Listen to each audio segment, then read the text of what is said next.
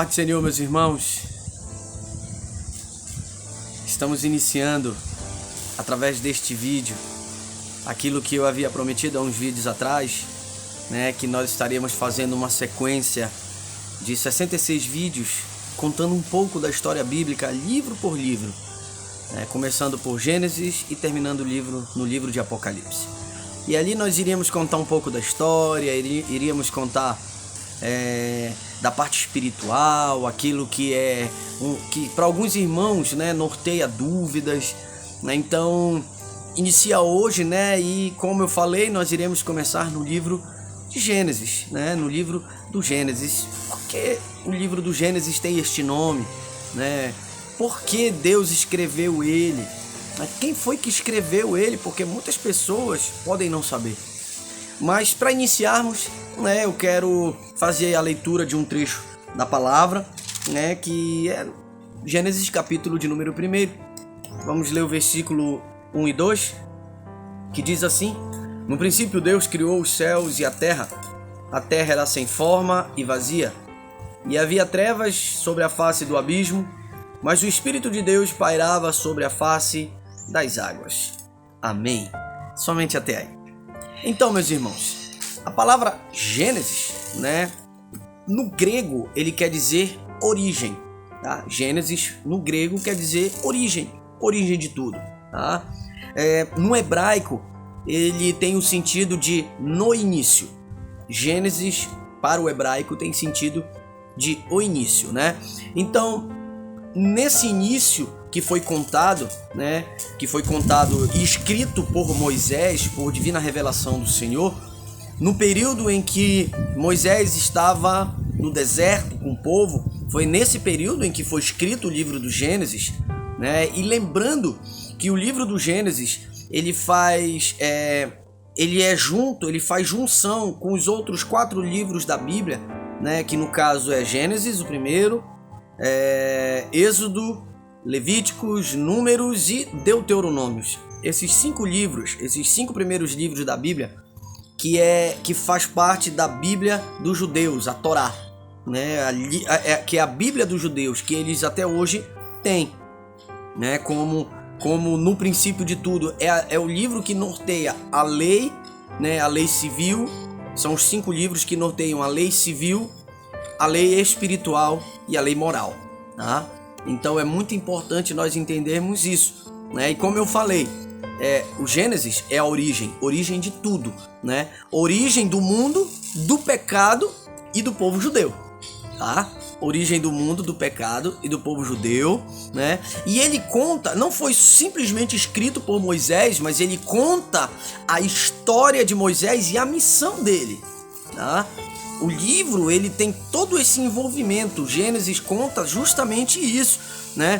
Na sua introdução, né, dos 4 livros seguintes é que vem falar um pouco mais da história de Moisés, né, do chamado do povo judeu, da saída do Egito, mas isso nós vamos entender um pouquinho mais lá na frente, tá? Mas o principal de tudo no livro de Gênesis é que ele nos encoraja, né? Ele nos encoraja a ter fé. Acima de tudo, nos encoraja a ter fé, né? Deveriam ser lidas, né? A Torá, os 5 livros que eu contei agora, ele deveria ser lido nas festas em Jerusalém, nas festas religiosas, né? No momento de sacrifício, era ali que era lido, né? O livro que foi revelado, escrito por Moisés, né? Revelado por Deus a Moisés, escrito por ele. Lembrar das promessas, acima de tudo, é um memorial, uma lembrança das promessas que foram feitas a Abraão acerca da herança da terra, tá? É interessante, é muito bonito isso, sabe? Né? Como o livro do Gênesis ele tem um papel norteador muito importante na vida do povo judeu, da origem do povo judeu e do nosso chamado. Mas nós vamos chegar lá na frente, né? Como eu falei, Gênesis é a origem, a criação de tudo, né? Deus, ele tem um ponto interessante nessa passagem, em que Deus, ele cria tudo, né? Pela sua vontade foi feito os animais, né? Os vegetais, árvores, plantas, tudo, né? Tudo que existe, material e imaterial, foi feito por Deus. E tudo foi mostrado justamente no livro de Gênesis. Só que tem algo interessante, umas curiosidades interessantes que eu trago para você, né? Que justamente no período, principalmente no período do Gênesis, antes do dilúvio, não chovia na terra. Muitas pessoas não sabem disso, mas não chovia. A palavra do Senhor diz, né, em Gênesis que subia um vapor d'água da terra, né? Então não existia chuva naquele período, né? E estudos arqueológicos comprovam que isso era fato, era verdade, né? Deus, ele criou, outra curiosidade, Deus, ele criou tudo pela sua vontade, né? Haja luz, e a luz foi feita, né? Que divide o céu, divide o dia da noite, foi dividido o dia da noite, né? Que no caso é luz e trevas, seja dividido luz e trevas. Divida firmamento das águas, foi dividido ali. Só que algo interessante é que Deus, ele nos criou o primeiro homem, né, do pó da terra, como diz a palavra do Senhor. E eu vou ler para você um trecho, né, em que fala, em Gênesis capítulo 2, glória a Deus, no versículo de número 7. E o Senhor, olha só, e o Senhor Deus formou o homem do pó da terra e soprou-lhe nas narinas o fôlego de vida, e o homem tornou-se alma vivente. Esse sopro é o próprio Espírito de Deus. E nós estamos falando de Adão, do homem antes da queda, né? Ele era perfeito, ele era como uma criança, ele estava ali na presença do Senhor, o Senhor caminhava com ele ali pelo paraíso, ali no Éden. De tudo que Deus fez pela sua vontade, o único que ele de fato tocou foi o homem. Ele fez do pó da terra, ele moldou o homem e soprou o fôlego de vida nas suas narinas, para mostrar o quanto nós somos especiais, o como nós somos diferentes e como Deus, ele nos ama e tem uma promessa de resgate para muitos nessa terra, de um povo que volte seu coração para ele. Mas continuando, e muitos ainda têm dúvida. Sim, Deus, ele colocou o homem num sono profundo e através deste sono profundo ele abriu, né, a parte lateral do homem, tirou uma costela, e dessa costela ele fez a mulher, a primeira mulher, da costela do homem, da costela de Adão, né? Isso é muito interessante, tá? Muito bonito. E aí vem o pecado original. E qual é esse pecado original? Porque todo mundo sabe, Deus, o homem foi lá e comeu a maçã, né? É um fruto proibido que popularmente se chama, que se acha que é a maçã. Não se pode afirmar isso, tá, gente? Que fruta era, né? Ou que fruto era, tá? Existem muitos conceitos aí rolando, né, em lábios de teólogos, mas a gente não entra nesse mérito. A gente só sabe que era um fruto proibido, não deveria ser tocado. Deus, ele disse: podereis comer de todos os frutos do Éden, menos da árvore do conhecimento do bem e do mal. E foi justamente o que o homem fez. Ele desobedeceu.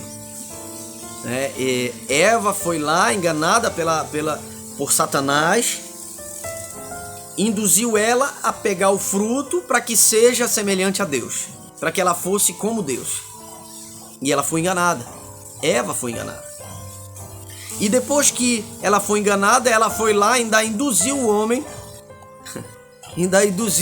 a comer, né, do fruto proibido.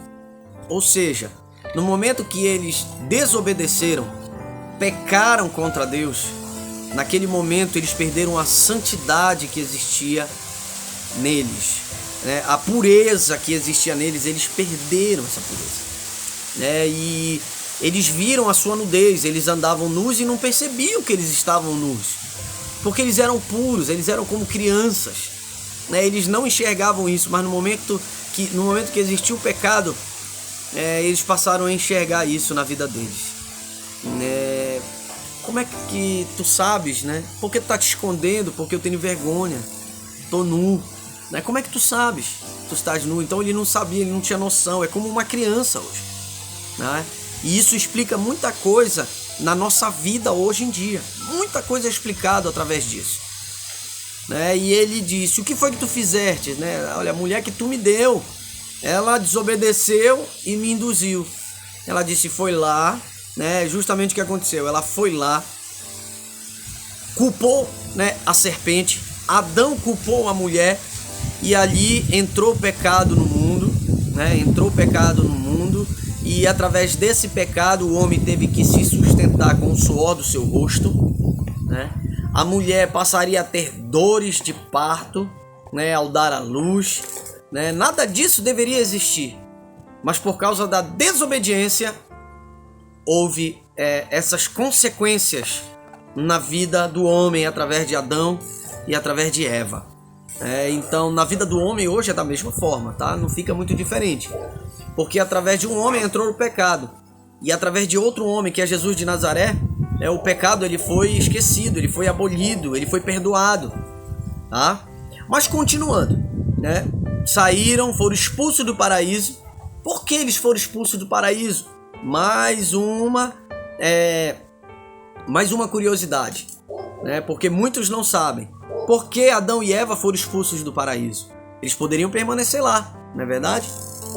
Porque eles tinham pecado, mas existe um motivo por isso, né? Eles foram expulsos do paraíso porque naquele momento Deus, Pai, Filho e Espírito Santo, que estavam lá, a Trindade existia lá, e isso pode ser tema de um outro vídeo.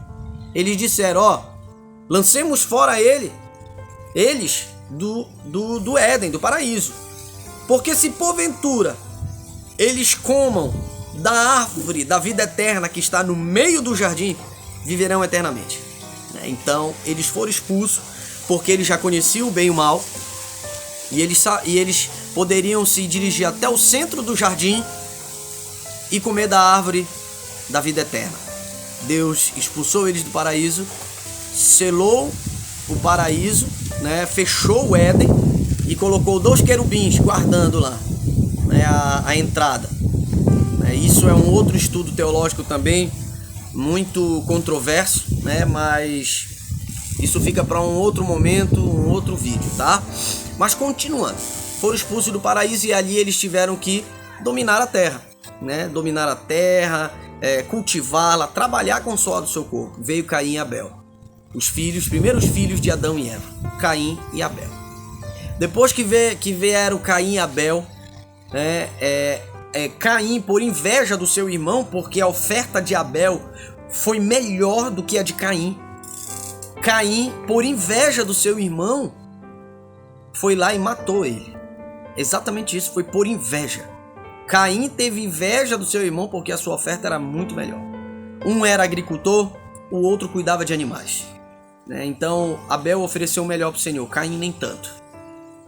Deus recebeu a de Abel, mas não recebeu a de Caim. Caim teve inveja e foi lá e matou ele. E nessa que ele matou, Deus amaldiçoou, né? Amaldiçoou a vida de Caim, né? Que ele tivesse uma marca e que ninguém tocasse nele, né? E ali inicia uma genealogia de um povo pagão, né? E através de Caim inicia uma genealogia de um povo pagão que sempre desobedece a Deus, né? Através dos seus atos, das suas palavras, dos seus pensamentos, dos seus deuses estranhos, né? Através de Caim que nasceu. E aí vem a maldade, né? A maldade entra através de Adão, passa por Caim, né? E chega até a Arca de Noé, né? Até o período de Noé. Não existia nenhum que pudesse ser salvo naquele período. Noé passou 120 anos pregando a palavra, dizendo que Deus iria mandar o juízo, e ninguém obedecia. Ninguém obedecia, chamava ele de louco. Deus mandou ele construir a arca, chamava ele de louco, né? Quem é que vai entrar aí? Onde é que tem água para levantar isso aí tudo, né? Não tinha, sendo que a arca era algo muito grande. Deus ele mandou ele construir, trazer um casal de cada animal. Que loucura é essa? E o homem pregando durante 120 anos pro povo: te arrepende, e o povo não se arrependia. Deus vai mandar o dilúvio, Deus vai mandar o juízo, e o povo não se arrependia. Foi o momento em que a arca estava pronta, os animais dentro da arca. Deus mandou Noé entrar com a sua família, suas filhas todinhas, todos, né, os seus genros, todos lá. Fechou a arca, selou por fora. A palavra do Senhor diz que Deus selou por fora a arca, para que não pudesse ser aberta por dentro. E ele mandou chuva de tudo quanto é lado. Água de tudo quanto é lado cobriu a terra. E todos que estavam ali foram mortos. Deus iniciou uma nova história. 40 dias e 40 noites choveu. Depois ficou à deriva ali a arca de Noé. Depois de um certo tempo, Deus começou a baixar as águas. E eles repousaram nos montes Ararat, uma cadeia montanhosa, nos arredores da Turquia, que hoje é a Turquia. E ele ficou ali, repousou ali, né? A arca ficou ali parada. E ali Deus instituiu Noé para reconstruir, repovoar o planeta, através de Noé. Pois bem, logo em seguida, a maldade continuou no meio do povo. Continuava a maldade no meio do povo, continuava a arrogância, tudo, a ponto deles construírem, né? Uma torre, chamada Torre de Babel. Lembrando que naquela época, o povo falava um único idioma. E todos aqueles povos descendiam exclusivamente de Noé. Todos eles descendiam de Noé, dos filhos de Noé. E eles chegaram até a Babel, né, que é a antiga Babilônia, né, que posteriormente viraria a Babilônia. Chegando nesse período, eles disseram, vamos construir uma torre que toque até o céu, para mostrar o quanto nós somos poderosos, nós somos fortes. Todos eles falavam um único idioma. O que foi que Deus fez? Ele destruiu a torre? Não. Ele confundiu aqueles que estavam lá. Começou a colocar cada um falando um idioma diferente. Fez um idioma diferente para cada um. Eles não conseguiam mais se comunicar, se falar. E ali não conseguiram construir mais a torre. Foi extinta a torre. O Senhor acabou com aquele negócio lá, aquela arrogância. E eles se espalharam pela terra. Cada um com o seu idioma, né? Mais um pensamento importante, algo espiritual para a nossa vida. Se uma família, uma casa, uma igreja, uma comunidade não falar o mesmo idioma, ela não prospera. Não vai prosperar. Deus espalhou os homens pela terra, cada um foi para um canto, né? E ali passou um tempo, veio a genealogia de Sem, que era da descendência de Noé, né? E ali veio Abraão, que no começo era Abrão, né? Depois Deus muda o nome de Abrão para Abraão, tá? E Sara, que era Sarai, depois vira Sara, tá? Deus muda o nome de Sara também lá na frente. E ele diz: Abraão, sai da tua terra, do meio da tua parentela, e vai para a terra que eu te enviar, e lá te farei uma grande nação. Abraão velho, Sara velha e estéril. Deus ele envia eles com toda a sua parentela, todos aqueles que o seguiam, para ele ser pai de uma grande nação. E eles foram peregrinando, eles saíram da terra de Harã, né? E mais uma curiosidade que o Senhor ele me faz lembrar agora. Uma curiosidade é que Abraão saiu da terra de Harã. Era uma terra pagã, né? Mas a língua falada pelos judeus no período de Jesus e anterior, né, a Jesus, era o aramaico, né, que descende da terra de Harã. Eles preservaram o idioma, preservaram o mesmo idioma até o período de Jesus e até um pouco tempo depois, tá? Foi preservado o idioma. E Abraão saiu atrás da sua promessa, peregrinando pelo deserto.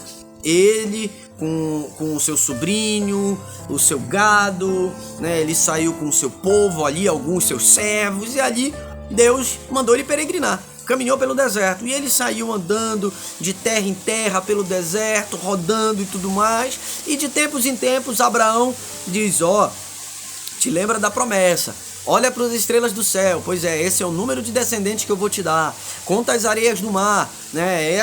Esse é o número de descendentes que eu vou te dar. E ele como o Senhor, mas confiando no Senhor que a promessa iria A promessa iria se cumprir, né? Glória a Deus, aleluia por isso. E nisso que ele aguardava a promessa se cumprir, ele, de certa forma, ele não teve paciência, né? Paciência em aguardar essa promessa de alguma forma se cumprir, né? E Sara achava que nunca ela poderia engravidar. Sara entregou a sua serva para Abraão se deitar com ela, né? Coabitar com ela, e ali ela daria um filho a Abraão, porque o problema estava em Sara e não em Abraão. Mas ali, através dessa relação que teve Abraão com a escrava, com a serva de Sara, que é Agar, nasce um filho, né?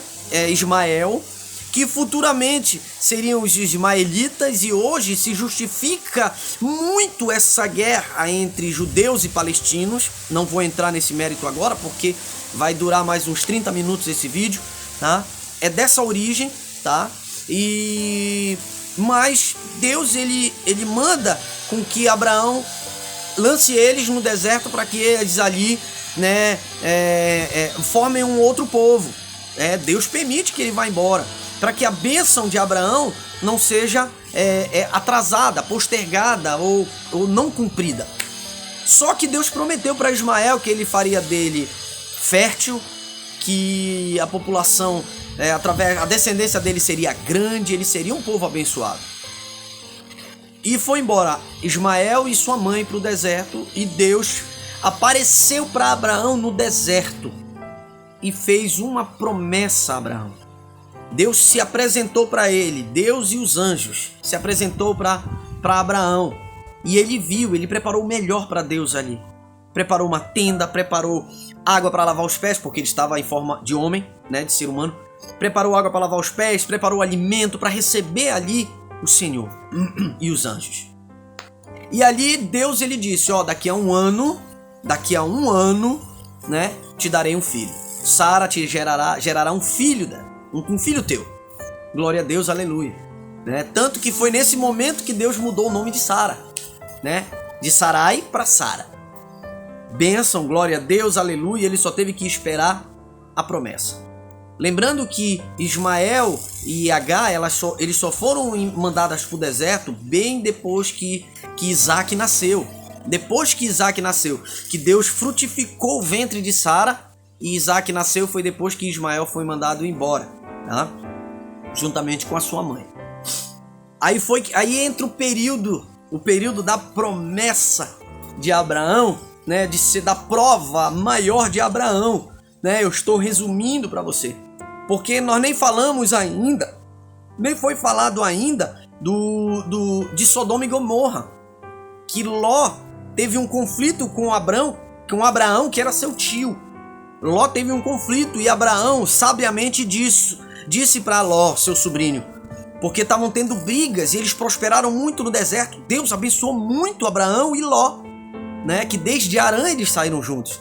E ele disse, que não haja contenda entre nós. Se tu fores para a direita, eu irei para a esquerda. Se tu fores para a esquerda, eu irei para a direita. E Ló foi a caminho de Sodoma e Gomorra, porque ele estava ali enxergando uma prosperidade. Só que Sodoma e Gomorra era uma terra de prostituição, de abominações, né? Era tudo que não prestava, principalmente na parte sexual, vinha de Sodoma e Gomorra. E foi justamente no período da promessa que Deus prometeu Sara e Abraão um filho, que Deus saiu daquele momento e foi até Sodoma e Gomorra. E Abraão clamou por Ló, dizendo, Senhor, se tiver 50 justos, o Senhor poupa a cidade toda. Por 50 justos eu poupo a cidade toda. Se tiveres 30 justos, pouparás a cidade toda. Por 30 justos eu pouparei a cidade toda, disse o Senhor a Abraão. Se for 20, se for 10, se for um justo, por causa de um justo, Deus pouparia a cidade inteira. E ele foi até Sodoma e Gomorra, o anjo entrou, queriam manter relações com os anjos em Sodoma e Gomorra, para você ver como o negócio era estreito, como era feio o negócio lá. E Deus enviou o juízo, tirou Ló, a família de Ló, tudo, né? E encaminhou e disse assim, saiam, não olhem para trás de jeito nenhum olhem para trás, né? E foi quando a mulher de Ló olhou para trás e ela virou uma estátua de sal no meio do deserto. E o juízo veio para Sodoma e Gomorra e tudo foi destruído, né, com o juízo de Deus. Todos, não sobrou ninguém. E a mulher de Ló virou uma estátua de sal porque ela olhou para trás. Sentiu saudade da prosperidade que existia em Sodoma e Gomorra, né? Mais um ensinamento pra gente. Devemos olhar sempre para frente, sempre para o alvo que é Jesus. Continuando. As filhas de Ló, elas ficaram preocupadas. Como iremos prosperar a descendência para o meu pai, para o nosso pai, né, Ló? Então o que elas fizeram? Embriagaram Ló e deitaram, manteram relações sexuais com ele. Foram filhos de uma relação incestuosa em que Deus desaprovou. E nasceu um outro povo inimigo do povo de Deus. Um povo que combatia o povo do Senhor. E isso nós vamos contar lá em 1 Samuel, né, acerca dos filisteus, dos moabitas, né? Nós vamos falar um pouco disso aí, mas vamos continuar, né? Então, voltando para Abraão, né? Chegou um momento em que Isaac poderia já ser um jovem, né? E ali Deus diz: Abraão, sai da tua tenda. Abraão de madrugada foi lá, eu estou conjecturando, né? E Deus disse para Abraão: Abraão, sacrifica o teu filho por amor de mim. E Abraão, eu imagino o coração de um pai sabendo que tinha que matar o seu filho por amor ao seu Deus. Ele preparou tudo. Preparou o jumento, o jumentinho, colocou ali a lenha, preparou o cutelo, né? Preparou tudo, né, para fazer o sacrifício e peregrinaram até um monte em que ali iriam preparar um altar para sacrificar o Senhor. Só que Isaac, filho da promessa de Abraão, ele questionou: pai, tá aqui o cutelo, tá aqui a lenha, cadê o sacrifício? E Abraão, com a presença do Senhor, porque Abraão era amigo de Deus, ele disse: Deus proverá. Lindo isso, Deus proverá. Subiram ao monte, iniciaram o sacrifício, tudo, prepararam o altar, colocaram a lenha, tudo. Ele amarrou Isaac, amarrou seu filho, colocou em cima do altar já com a lenha. E quando ele levantou o cutelo, que era uma espécie de punhal, de faca, para descer sobre seu filho, o Senhor diz: Abraão, não faça mal ao seu filho Isaac. Agora sabemos o quanto és fiel a Deus. Apareceu o anjo e falou isso para ele. E do lado apareceu um cordeiro para ser sacrificado no lugar do filho. Abraão foi provado. Glória a Deus. Logo em seguida, depois de Abraão ter passado pela prova, né, nós conhecemos um pouco mais da história de Isaac, né? A história de Isaac também é repleta de muita prova, de muita luta, de muita peregrinação, porque a peregrinação de Abraão continuou com Isaac, né? E toda a prova, toda a luta que o seu pai Abraão passou, e a prosperidade também Isaac passou. Chegamos em Jacó, filho de Isaac, neto de Abraão. Jacó, né, ele é gêmeo de seu irmão Esaú. Quem saiu primeiro do ventre foi Esaú. Então ele deveria ter sido o filho a qual a herança de seu pai Isaac seria dada a ele.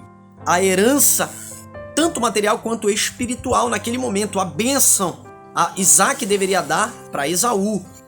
Só que Esaú, ele era insolente, desobediente, rebelde, pouco se importava com as coisas de Deus. Já Jacó não, era obediente, fiel, temente ao Senhor.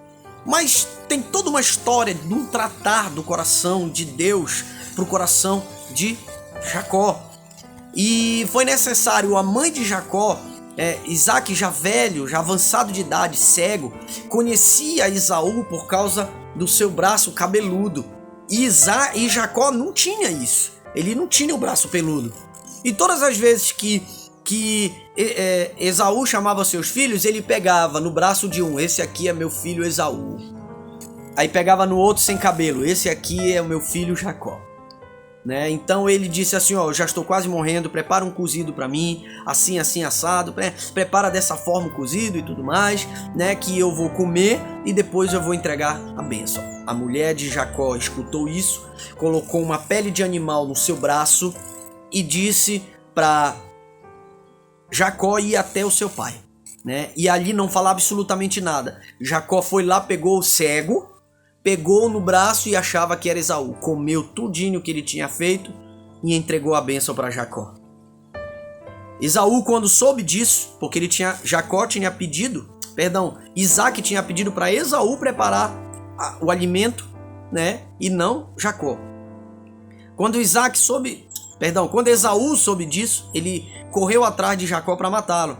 Só que Jacó fugiu e foi para uma terra distante, um parente distante. E ali Esaú mandou perseguir Jacó. E quase que ele morre no deserto, porque ele perdeu tudo que ele tinha ali no deserto. E ele conseguiu fugir, escapar da morte.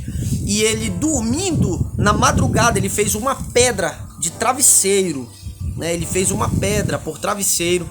E na madrugada Deus aparece para ele, né? Deus aparece para ele numa escada, os anjos subindo e descendo. Meu Deus, eu imagino a cena, coisa mais linda. E ali Deus aparece para Jacó e promete dele ser uma descendência abençoada, ser próspero, né? Todas as bênçãos de seu avô e de seu pai recaírem sobre ele.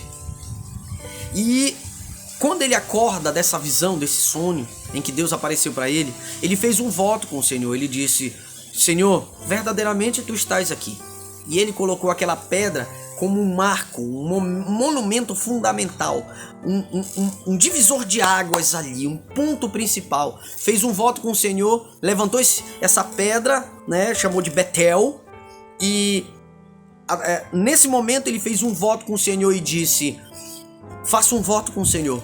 Se me levares com segurança, me deres de comer, de vestir, me trouxeres com segurança dessa terra, né, darei o dízimo de tudo aquilo que eu ganhar. Olha só, ele fez um voto de entregar o dízimo. Quando Jacó chegou na terra da sua parentela, do seu primo, ele chegou sem nada.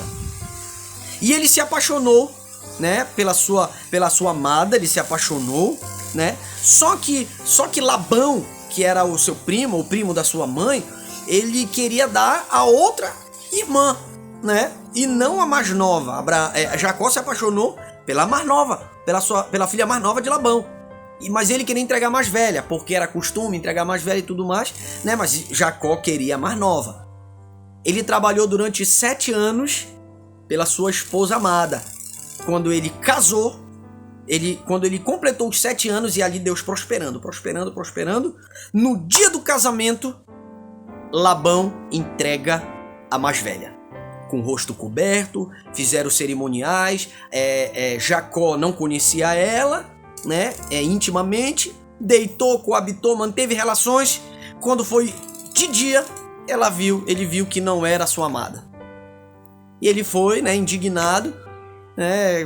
Não vou entrar nos detalhes que Jacó queria, né, intentar contra a vida do seu primo lá, né, Labão. Não vou entrar nesse mérito, mas a situação é que eles conseguiram, numa negociação, né, Jacó trabalhar mais 7 anos pela filha mais jovem. 7 anos pela filha mais jovem. Ou seja, Jacó teve que trabalhar 14 anos pela sua amada. Com um pequeno detalhe: a que ele amava de verdade, ele casou com a mais velha também, né? Mas a que ele amava era estéril, não dava filhos. E a que ele não queria casar, a filha mais velha de seu primo, ela era fértil. E aí entra um mistério muito grande, muito lindo, né? Abraão sai, né, da terra do seu primo, leva toda a sua riqueza, que tem um detalhe muito interessante, né, que Deus instrui Jacó ali na prosperidade, que ele queria separar aquilo que era dele daquilo que era do seu primo, separar tudo, né? E ele e o seu primo o tempo todo, Labão o tempo todo tentando agir com astúcia, né, querendo enganar Jacó, mas Deus não permitiu que ele fosse enganado. E sim prosperava, tanto que ele disse assim: tudo que esse homem toca prospera. Lembra da promessa lá no deserto?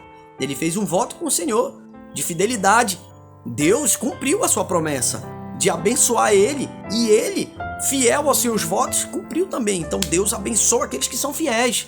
Continuando, né? Ele, depois de prosperar ali naquela terra, ele pegou as suas coisas, suas 2 mulheres, sua família todinha e foi embora, né? Porque ele tinha que acertar contas com seu irmão Esaú.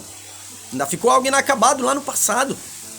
E ele marchou, Esaú, sabendo que ele estava peregrinando pelo deserto e voltando para a terra de seus pais, né? Ele estava voltando para lá. Esaú vai ao encontro dele para matar Jacó. Só que no encontro, Esaú enxerga o seu pai, Isaac, na vida de Jacó. E ele não consegue matá-lo.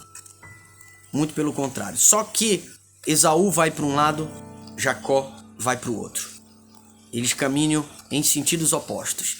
Só que antes desse encontro de Jacó com seu irmão Esaú, ele sabia que a morte estava vindo diante dele. Jacó sabia que a morte vinha diante dele. Ele atravessou um ribeiro e passou a madrugada lutando com um anjo. A madrugada inteira lutando com um anjo, né? E ele dizendo: me abençoa, eu não vou te soltar, me abençoa, né? E no final de tudo, o anjo desloca a junta da sua coxa e chega com ele e diz: como é teu nome? Ele diz: é Jacó. Teu nome não é mais Jacó, a partir de hoje se chamará Israel, porque lutaste contra os homens e contra Deus e prevaleceste. E ali o anjo sumiu e ele foi até o encontro de seu irmão Esaú, ali para ser abençoado, porque ele era o mais velho. Depois nós sabemos que vem a descendência das 12 tribos, que são 12 filhos de Jacó, que agora é Israel. 12 filhos de Jacó, que agora é Israel.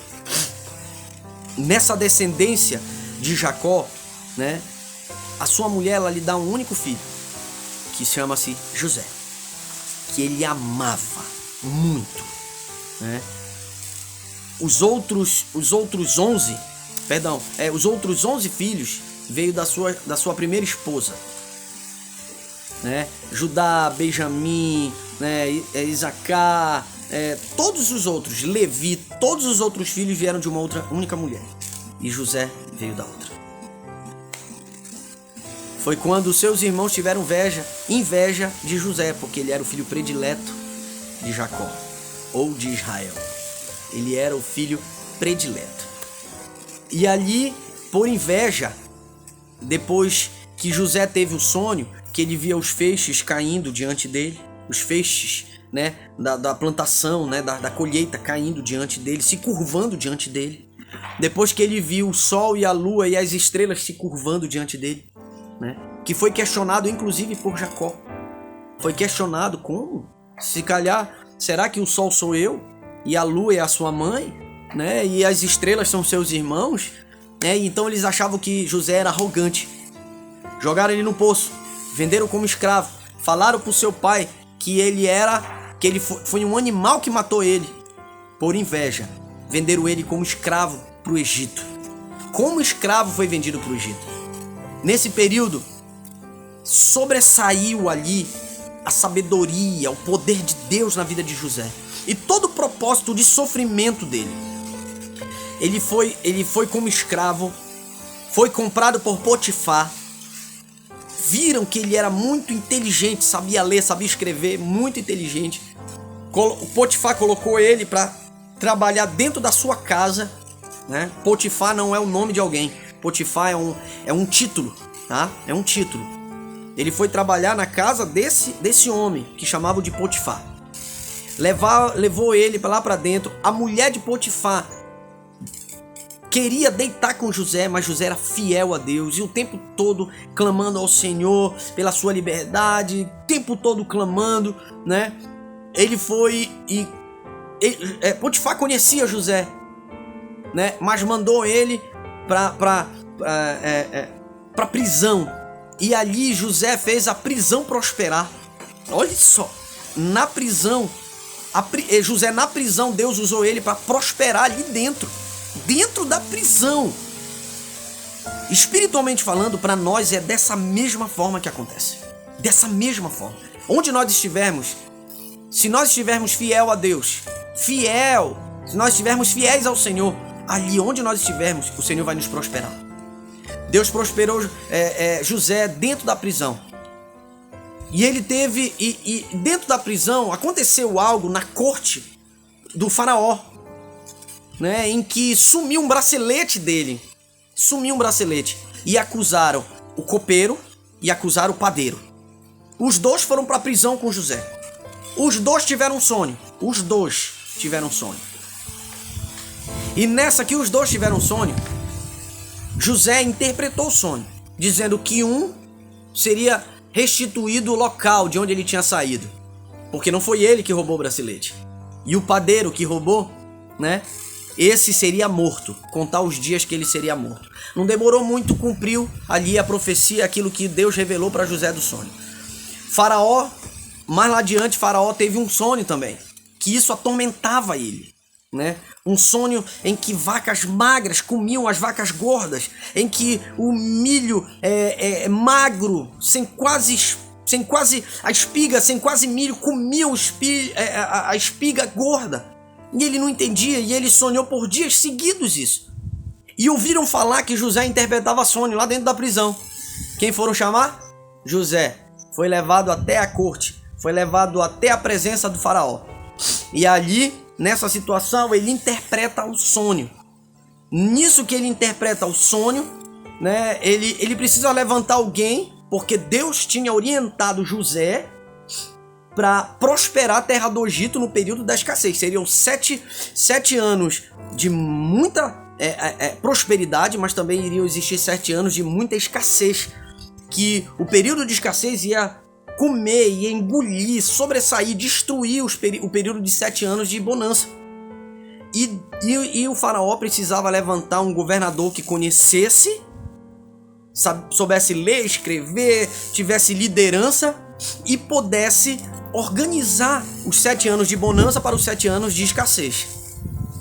E ali Deus usa Faraó para levantar José como governador de todo o Egito. Só quem estava acima de José era o Faraó. Os outros todinhos teriam que obedecê-lo. Glória a Deus, aleluia por isso. E foi o período de grande prosperidade do Egito. Grande prosperidade. Nesse período de grande prosperidade, José ele armazenou em celeiros, né, um percentual de grãos, de mantimentos para os 7 anos de escassez que viriam, porque ele confiava em Deus, sabia que isso ia acontecer, né? E nesse período, quando vieram a escassez, Deus ele precisava acertar contas com os irmãos de José, porque o período de seca, de escassez, não chegou só no Egito, chegou até o pai de José, que era Jacó. Chegou até esse período da escassez lá, né? E eles iriam passar fome. E como eles sabiam que lá tinha um governador, não sabiam que era José, tinha um governador que era muito abençoado, que estava prosperando o Egito no meio da escassez, isso já no período da escassez, tá? Que estava prosperando o povo ali, as cidades todinhas. O que é que eles fizeram? As cidades todinhas estavam vindo até o Egito para comprar. Jacó, sabendo disso, enviou seus filhos até o Egito para negociar com ele grãos, mantimentos, comida para o povo que estava lá no deserto. E José ele poderia ter utilizado de moeda de troca a mesma coisa. Me jogaram no poço, vou jogar na prisão. Queriam me matar, vou fazer a mesma coisa. Vou vender como escravo. Mas ele tinha no seu coração o amor de Deus. O amor do Senhor habitava nele. Ele sim, de fato, deu uma lição neles, colocou medo. Alguns foram até presos ali, mas não foram torturados, né? E através dessa lição, no final de tudo, José se revela: eu sou o irmão de vocês, José. Deus quer que nós vivamos como irmãos, numa irmandade, para sermos prósperos, para sermos abençoados, né?